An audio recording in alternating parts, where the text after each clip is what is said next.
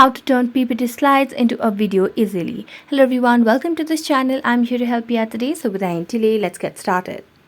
So first of all, launch the Canva application on your device and make sure that you're logged into your account, and then select your project presentation or PowerPoint presentation. As you can see on the screen, I've already selected the project presentation over here. So if you want to turn this PPT slides into a video easily, what you can simply do is you can see all these plus icons or the transitions icon over here between the pages.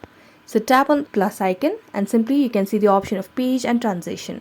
So you can add on the transition, and here you can add any sort of transition that is looking convenient for you, that is more better, and it is more convenient for this whole project as well. So I'm going to select on a particular transition over here, and then you can simply tap on apply between all pages at the bottom left corner of the screen. So as you do that, you can simply now go back, and now this will just present itself as a video easily over here. So that's it. Thank you so much for watching this video, and see you next time.